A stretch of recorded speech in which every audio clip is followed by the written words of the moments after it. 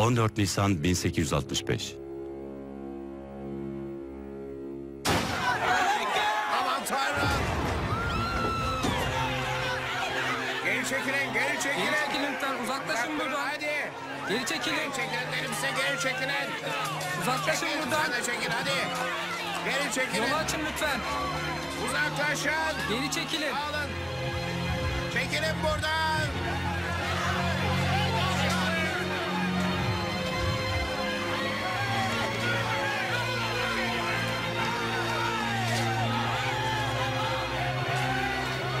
Onu vurdular. Onu vurdular. Geri çekilin hadi. Aman Tanrım. Uzak durun hadi, dağılın, dağılın. Alın buradan. Gördünüz mü? Yürüyün. Dağılın.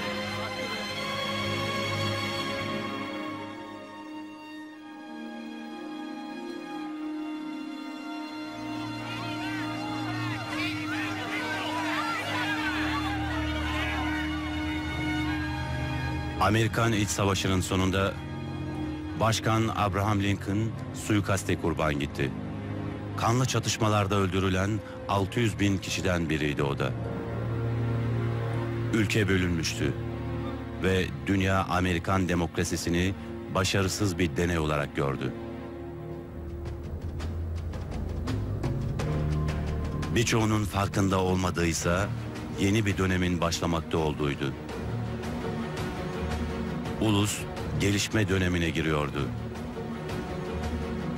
Ve belki de en büyük devlet adamının ölümüyle boş kalan yerde yeni bir lider belirecekti. Rockefeller'lar, Ford'lar, Carnegie'ler, bugün yıldız girişimciler olarak tanıdığımız Buffett'ler, Jobs'lar ve Gates'lerin öncü nesliydi aslında. Amerikan rüyasının standartlarını belirleyenler onlardı. Onlar gerçek ve mecazi anlamda kültürel sınırlarımızı belirlediler.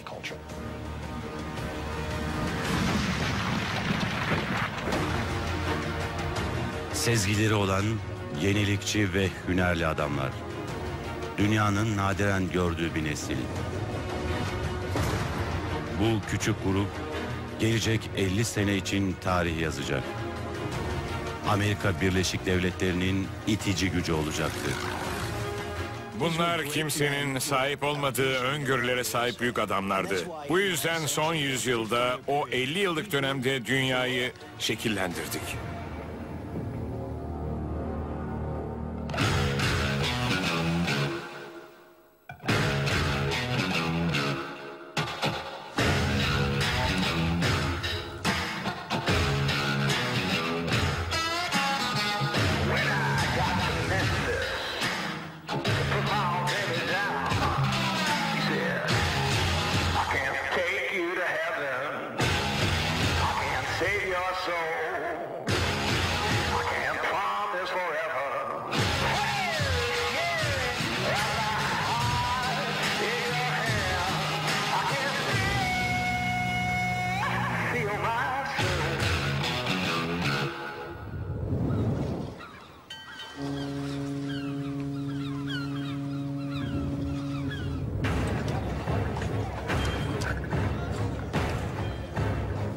Amerika'nın kısa ömründe ulusa gerçekten liderlik edebilecek adam bir politikacı değildi. Kendini geliştirmiş biriydi. Güçlü iradesiyle New York limanının rıhtımlarından yükselerek bir imparatorluk kurdu.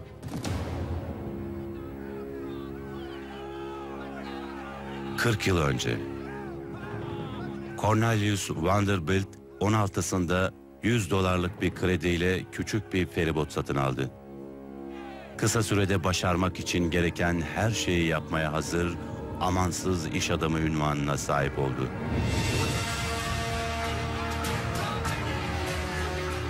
O zamanlar saf rekabet söz konusuydu. Benim zekam seninkine karşı, benim emeklerim seninkilere.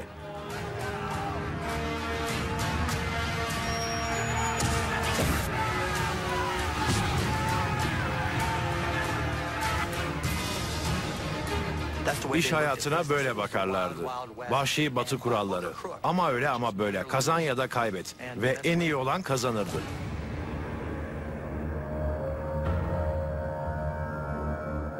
O zorlu biriydi.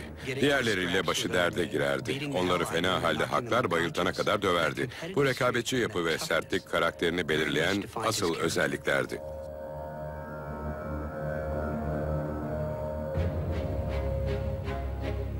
Tek feribotu kısa sürede bir filoya dönüştü. Gelişen ülkenin dört bir köşesine mal ve yolcu taşıyordu. Vanderbilt sevkiyatla öyle özdeş bir hal aldı ki ondan amiral diye söz ediliyordu.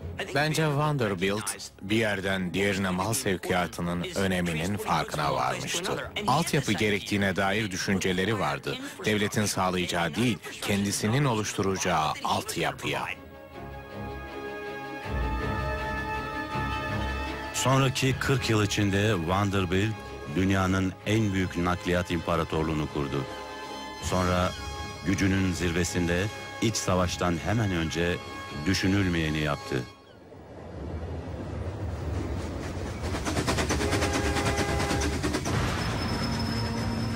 Amerika'nın ilk kıta ötesi demiryolu çalışmaları başlamıştı. Vanderbilt tamamlanışıyla birlikte ulusu dönüştürebileceğini biliyordu. Ülkeyi boydan boya geçmek aylar sürüyordu. Demir yolları kesinlikle özgürleştiriciydi. Çünkü demir yolları Amerika'nın bir köşesinden diğerine ucuz ve etkili nakliyat olanağı tanıyordu. Vanderbilt geleceği gördü. Gemilerini sattı ve sahip olduğu her şeyi demir yollarına yatırdı. Köşenin ardını görmenin başarının asıl unsuru olduğunu söylüyoruz. İyi lideri farklı kılan budur. Buna pek az kimse sahiptir. Bu öngörüye herkes sahip olamaz. Bu büyük liderlerin özelliğidir.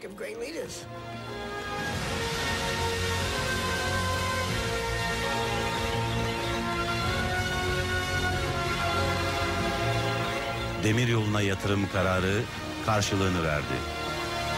Savaşın sonunda Vanderbilt 65 milyon dolarlık servetiyle Amerika'nın en zengin adamıydı. Bu miktar bugünün 75 milyar dolarına denkti. Ancak parasına rağmen savaşın yıkımından tamamen kaçamamıştı. New York 1866.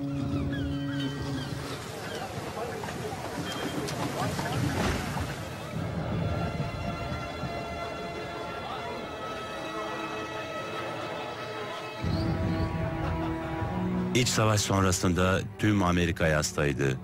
Vanderbilt ise kendi yasını tutuyordu.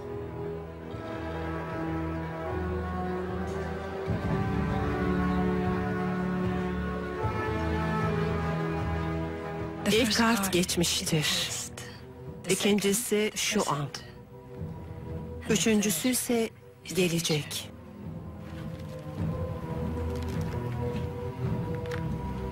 Beklenmedik bir kaybın olmuş. Sana yakın biri. Oğlum George.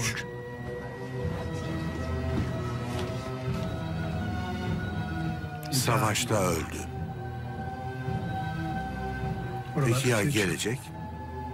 Savaş arabası. Bir savaş olacak. Savaş bitti. Hayır. Senin savaşın yeni başlıyor.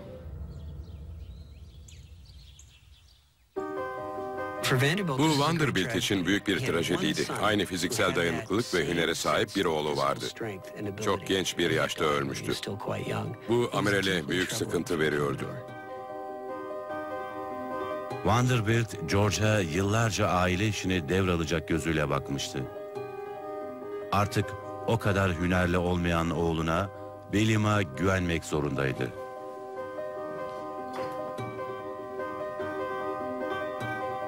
Seni Hudson Demiryolu'nun operasyon müdürü yapıyorum.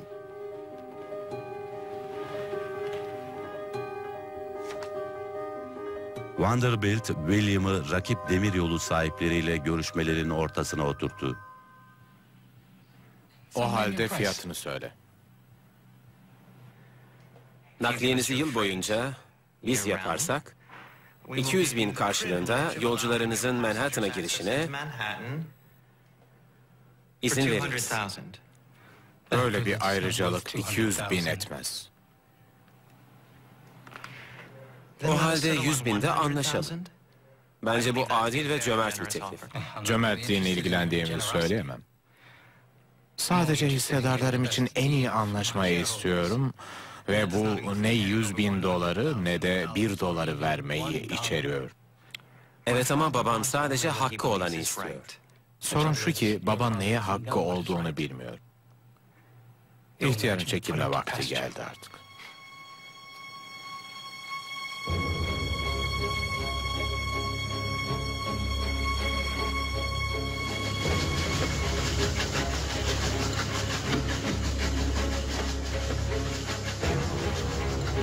Mesaj açıktı.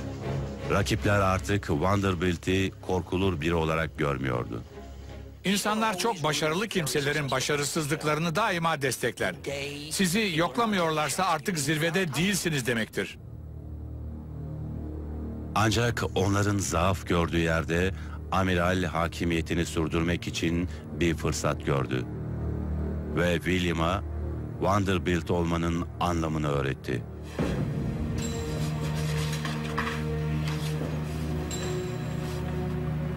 Savaş istiyorlarsa savaş görecekler.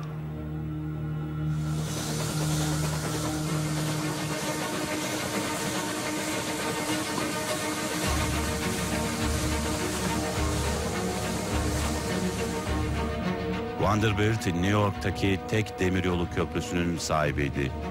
Bu bütün kıtayı besleyen ülkenin en büyük limanının girişiydi.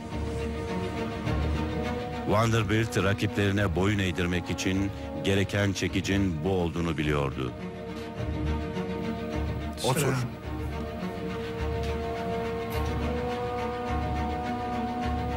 Albany Köprüsü'nü kapamanı istiyorum.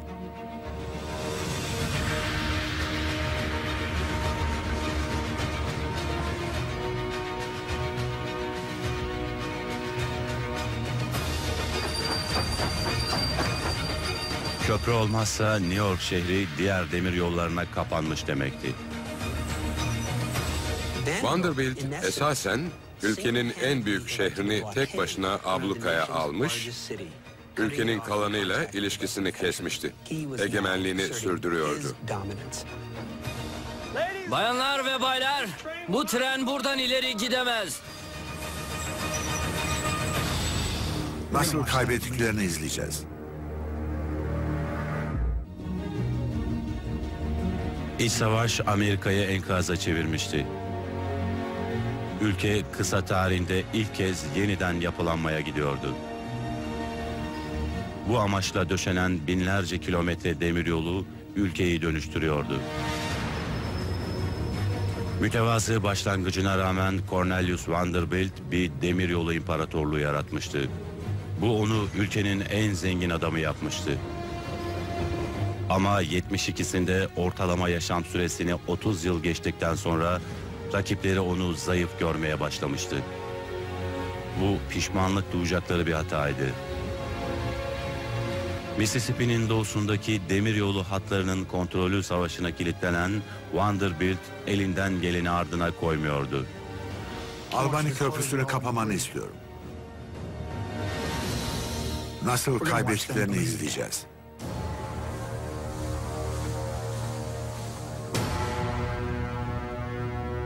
Amerika'nın en işlek limanının bulunduğu New York şehri köprüsünü kontrol ediyordu. Fırsatı değerlendirecekti. Bir abluka başlattı.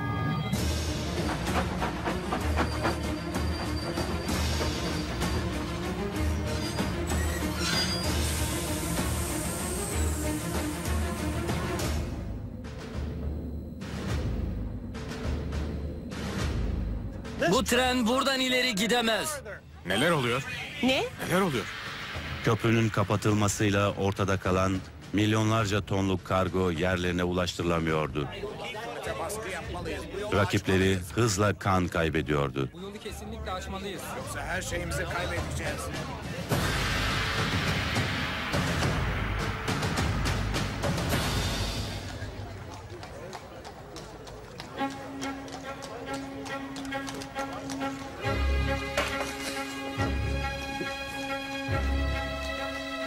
Rakip demiryolu sahipleri hisseleri pula dönüşmeden tüm paylarını satmaya başladılar. Söylentiler hızla Wall Street'e ulaştı. Büyük bir satışı tetikledi. New York borsası. 39. Ben 30'a veriyorum. 30'a veriyorum. 30. 25. 25'e veriyorum. 25. Evet. Tamam. Gördüm. Çok iyi. New York Central hisseleri hızla düşüyor. Fena değil. Ne kadar? Hisse başına 20 dolar. Alabildiğin kadarını al. Gördüm.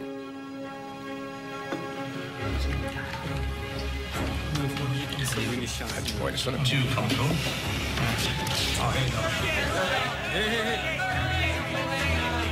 Tamam.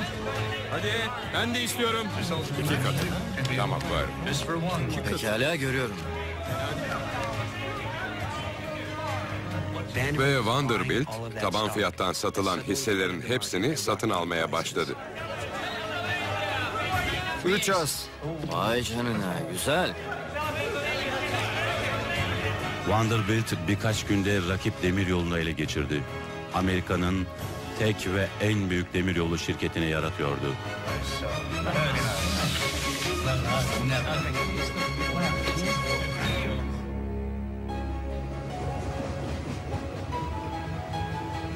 New York Central Demiryolu İmparatorluğu'nun en önemli unsuru oldu ve buna maharetle uygulanan bir intikam planı sonucunda hızla sahip oldu. Demiryolları kısa süre sonra Amerika'yı öngörülen tarihten 15 sene önce tamamen kuşattığı ve 180 binlik bir istihdam yarattı. Ray döşemek, Amerika'nın benzeri görülmemiş gelişmesinin motoru oldu. Demiryolları endüstriyel ekonominin görülmemiş biçimde patlamasına neden oldu. Gelişmeler birbirini izliyordu. Sebep demir yollarıydı ve bu da büyük ölçüde Mississippi'nin doğusuyla batı yakası arasındaki boşluğu kapatma ihtiyacından doğuyordu. Vanderbilt kendini demiryollarının tartışmasız kralı yapmıştı. Ve artık dünyanın bunu bilmesini istiyordu. Gücünü sembolize edecek bir anıt planlıyordu.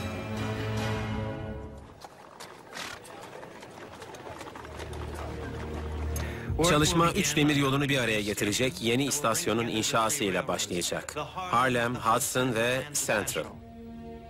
New York'un kalbinde olacak ve adı Büyük Merkez Garı olacak.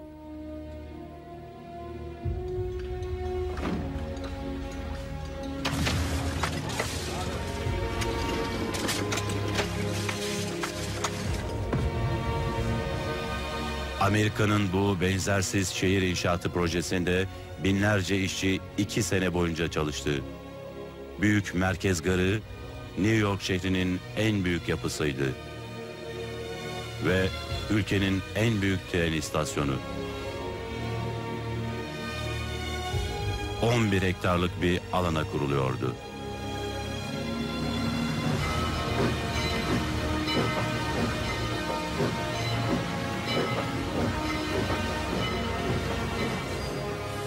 Bu devasa yapı o dönemde New York'taki tüm yapılara tepeden bakıyordu.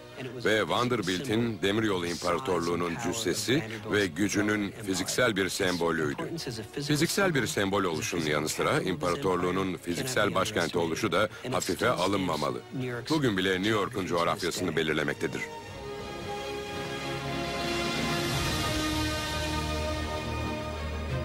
Vanderbilt dünyanın zirvesinde olabilirdi. Ama tutkulu kişiliği onu yakında beklenmedik bir cehennemden gelecekler karşısında savunmasız kılacaktı. Vanderbilt'in parasına.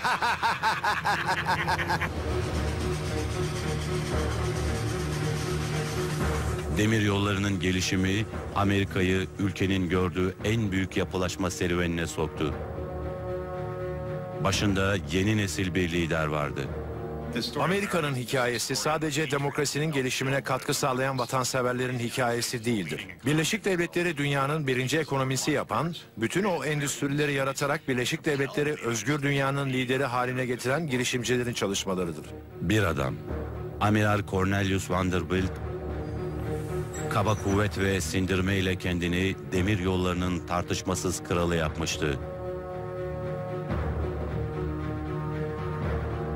Artık Amerikan tren hatlarının %40'ına sahipti. Ama o hepsini istiyordu. Sırada ne var meselesi? Bence en başarılı insanların dürtüsü bu. Konu asla para değil. Bu rekoru elde tutma meselesi, başarı meselesi, oyunu kazanma meselesi, kaliteyi artırma meselesi. Chicago, Amerika'nın en hızlı büyüyen şehriydi. Onu New York'a bağlayan hat, dünyanın en çok kullanılan, en değerli hatlarından biriydi. Ve bu hat Vanderbilt'in değildi. İmparatorluğunu tamamlamak için Erie hattının kontrolünü ele geçirmeliydi. Erie nispeten erken halka açılmış bir şirketti. Vanderbilt milyonlarca dolarlık avantaja sahipti. Ve konu şirketin kontrolünü ele geçirmek olduğunda zenginler daima avantajlıydı. New York borsası 1867. Oturum açılıyor. Hadi toplansın herkes buraya. Hisse senetleri satın. Vanderbilt adamlarına mümkün olduğunca hisse alma talimatı verdi. Earie'yi alıyorum. Earie'yi alıyorum. Hafta sonuna kadar şirketin kontrolünü istiyordu. Erie 45'te. Bu klasik bir Vanderbilt hamlesiydi. Öncüsü olduğu bu hamle bugün düşmanca ele geçirme olarak tanımlanıyor. Erie 50.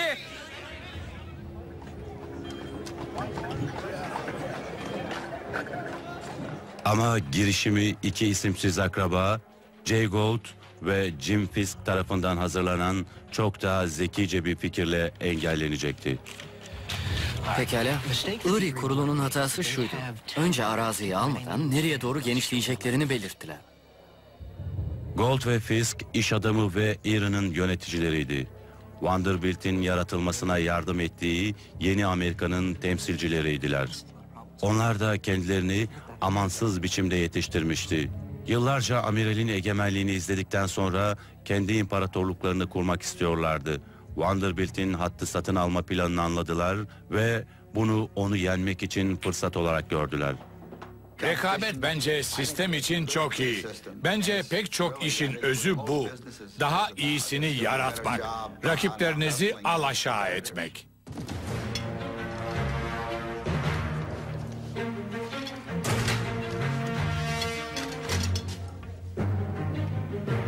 Gould ve Fisk yeni hisse senetleri basmaya başladı. Erie ofislerinin bodrumunda kurdukları matbaa makinesini kullanıyorlardı. Bastıkları her hisse Vanderbilt'in şirketteki yetkisini azaltıyordu ve 100.000 hisse bastılar. Erie imtiyaz anlaşmasında yönetim kuruluna hissedarlardan habersiz hisse çıkarma imkanı tanıyan bazı dipnotlar vardı. Götür. Daha fazla hisse Vanderbilt'in çoğunluğa sahip olmak için daha fazla satın alması anlamına geliyordu.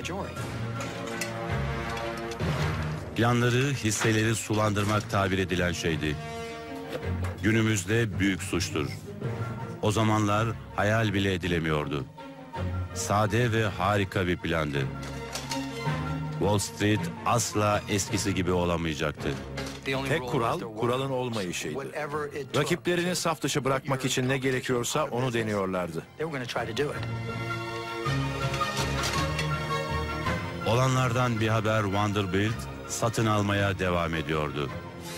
Yüzündeki ifadeyi düşünsene. Tanrım, keşke o duvarda bir sinek olabilseydim.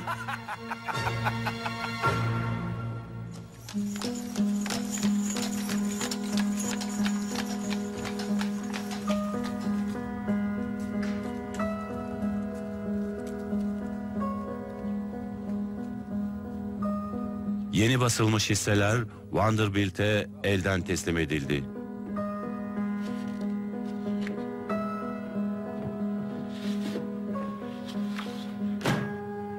İşte Erie hisseleri. Sanırım artık şirketin kontrolü bizde.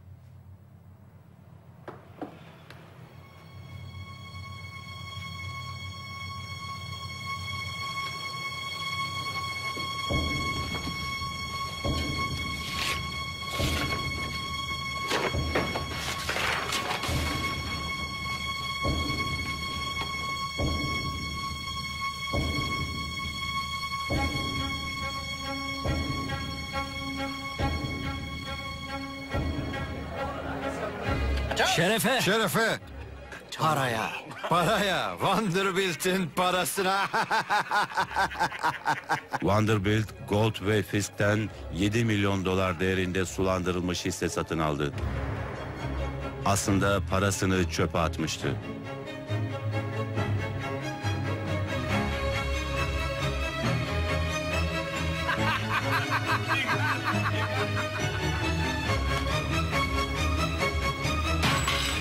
Lanet olsun.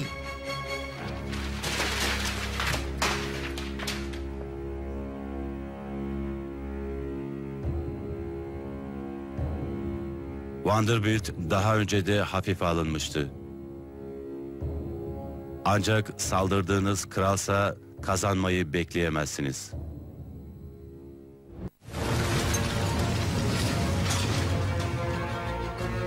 ...1860'lı yılların sonlarında Amerika'nın büyümesinde hiç yaşanmamış bir patlama yaşandı. Demiryolları ülkenin dört bir yanını birbirine bağlamıştı. Kontrolünün sağlanacağı güç 5 yıl önce hayal bile edilemezdi. Pek çoğu hak talebinde bulunuyordu. Bence her nesilde anın ve zamanın ötesinde öngörüye sahip insanlar oluyor. Amiral Cornelius Vanderbilt dünyadaki herkesten daha büyük bir ağa sahipti. Ama her güçlü adam gibi sürekli rekabete maruzdu. Lanet olsun. Rekabet çok serttir. İnsanlar bunun nasıl olduğunu bilemez. Bazen duymazsınız bile çünkü arkanızda yaşananlar hiç hoş bir tablo değildir. Vanderbilt gücünün zirvesinde iki yeni zengin tarafından alt edilmişti. Vanderbilt'in parasına. Jay Gould ve Jim Fisk amiralin milyonlarını soymuştu.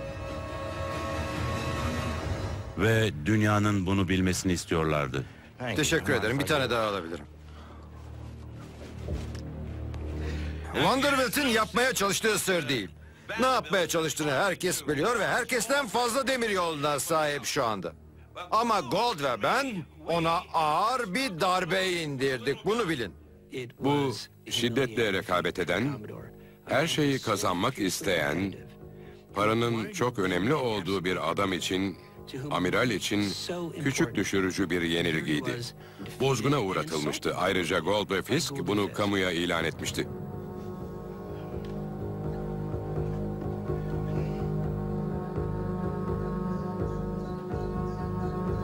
Gold ve Fisk dünyanın zirvesinde olabilirlerdi. Ama uyuyan aslanı uyandırdılar. Vanderbilt bir daha kaybetmemeye yemin etti. Onlar para düşünmüyor.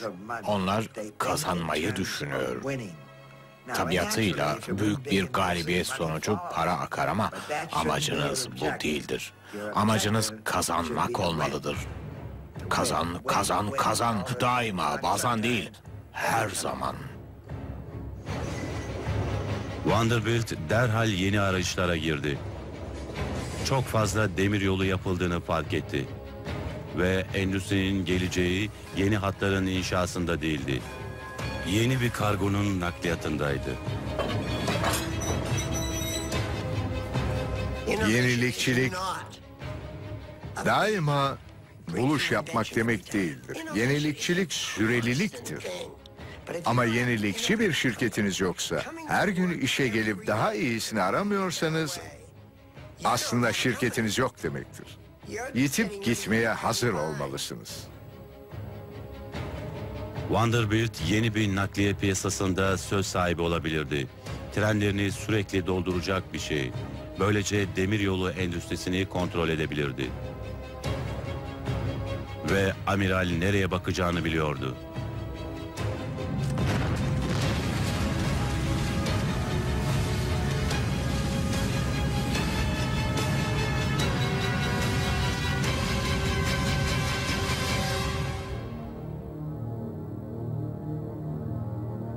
Petrol Amerika'da hayatı kökten değiştiriyordu. Ham olarak çıkarılıyor, Amerika'da gaz yağı olarak bilinen parafine dönüştürülüyordu. Güvenli ve ucuz bir ışık kaynağıydı. İnsanların yaşam tarzını tamamen değiştiriyordu. Ortalama bir Amerikalının gaz yağından önce düşük maliyetli ışık kaynağına ulaşımı yoktu. Güneş battığında karanlık hükmediyordu.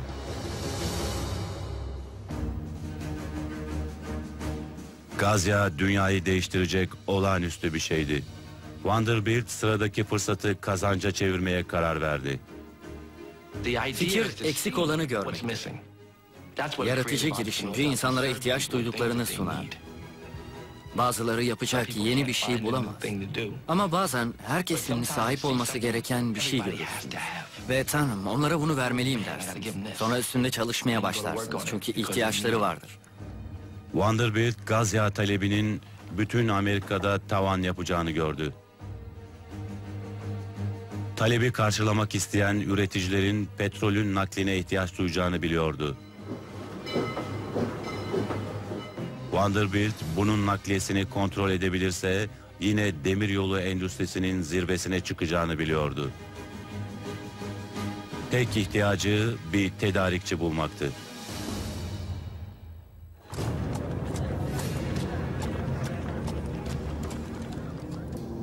Güney sahilinden Cleveland'a kadar genişleyeceğiz. Neden Cleveland? Cleveland yaklaşık 50 bin insanın yaşadığı küçük bir şehirdi. Ama petrol okyanusunun dibindeydi. Zamanının Doğu Ohio ve Orta Doğusu gibiydi ve Cleveland civarındaki alan dünyanın en geniş petrol yatağıydı. Vanderbilt, Cleveland demiryolu yakınlarındaki rafineriyi duymuştu. Bu asıl planı için mükemmel bir hedefti. Sahibiyle temasa geçti. Mücadele eden genç petrolcü Vanderbilt'in ona para kazandırabileceğini umuyordu. Bu kişi John D. Rockefeller'dı.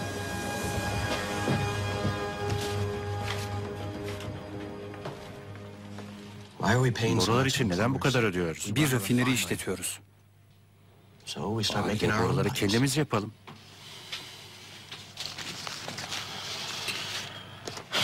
Böyle giderse bu yılı çıkarırsak bile şanslıyız demektir. Bitirmek istiyorsan sadece söyle John.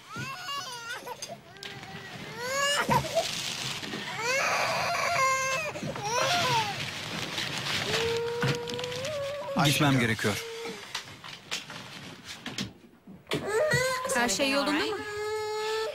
Sorun yok. 27 yaşındaki Rockefeller rafineri işinin ilk safhalarındaydı ve şirketi iflasın eşiğinde bocalıyordu. Vanderbilt onu kendi çıkarları için kullanabileceği biri olarak gördü. Rockefeller'ın petrolünün taşınması için yapılacak ayrıcalıklı bir anlaşma, amiralin trenlerini daima dolu tutacaktı. Vanderbilt, Rockefeller'ı tanışmaları için New York'a davet etti.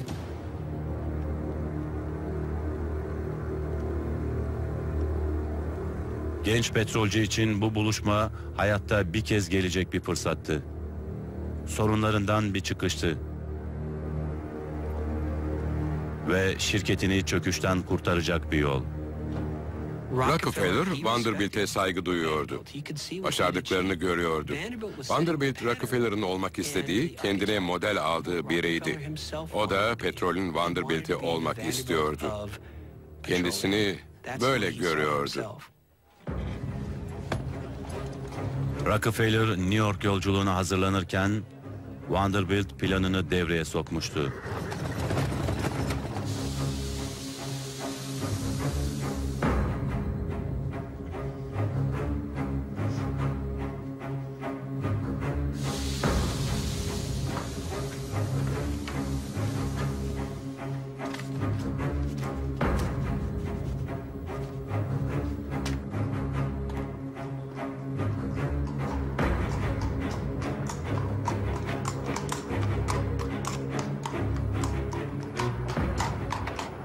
kadar sürdü? Bilmiyorum.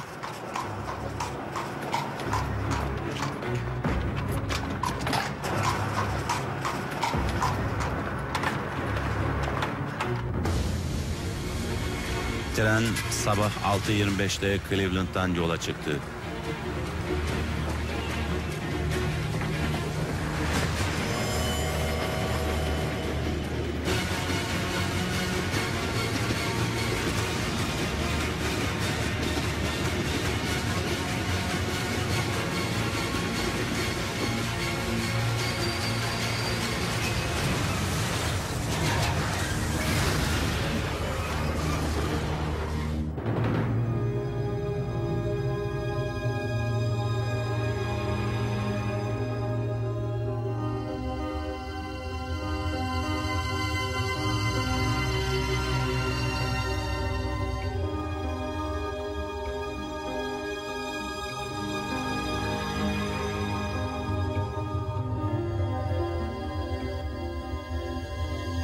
Kaderin cilvesi. Rahat çobanımdır. Eksiğim olmaz. Beni yemyeşil çayırlarda yatırır. Ruhumu tazeler. Rockefeller kendini kesin ölüme taşıyacak treni kıl payı kaçırmıştı.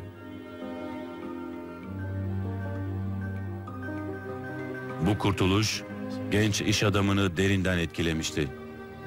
Adı uğruna bana doğru yollarda öncülük eder. Amin.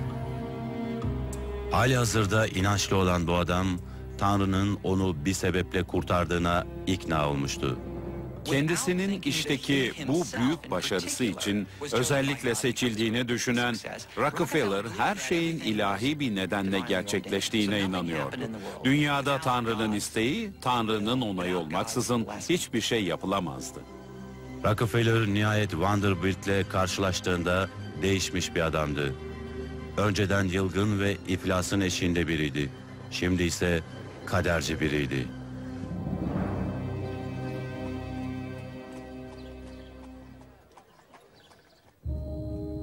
Cornelius Vanderbilt istediğini elde etmeye alışmış, Amerika'nın en zengin ve en güçlü iş adamı olabilirdi. Ama karşılaşmak üzere olduğu şeye dair hiçbir fikri yoktu.